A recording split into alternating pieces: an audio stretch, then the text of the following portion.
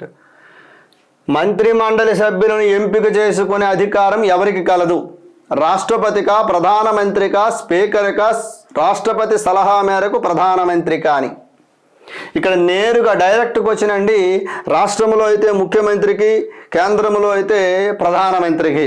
రాష్ట్రంలో అయితే ముఖ్యమంత్రికి, కేంద్రంలో అయితే ప్రధానమంత్రికి. అయితే జనరల్గా ఈ జాతీయ పార్టీల విషయానికి వస్తే రాష్ట్రాలలో ఉన్నటువంటి జాతీయ పార్టీలు ఏవైతే అధికారంలో ఉంటాయో మ్యాక్సిమం అక్కడ ముఖ్యమంత్రి ఎంపిక విషయంలో కానివ్వండి, మంత్రుల విషయంలో కానివ్వండి, రాష్ట్ర ముఖ్యమంత్రికి కొంత అవకాశం కల్పించినా సరే కేంద్రంలో ఇప్పుడు ఏదైతే జాతీయ పార్టీలు ఉన్నాయో జాతీయ పార్టీ నాయకత్వం కొంత కలుగు చేసుకొని మంత్రి పదవులు ఎవరికి ఇవ్వాలి ఏంటి అనేటటువంటిది కూడా వాళ్ళు డిసైడ్ చేస్తారు. బట్ ఇక్కడ మనం దీన్ని నిబంధనల ప్రకారం తీసుకున్నట్లయితే మంత్రి మండలి సభ్యులను ఎంపిక చేసుకునే అధికారం అది ప్రధానమంత్రికి కలదు.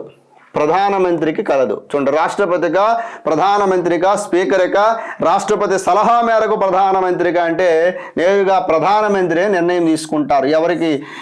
ఎవరికి ఏ శాఖను కేటాయించాలి ఏంటి అనేటటువంటిది డెసిషన్ తీసుకుంటారు. ఓకే.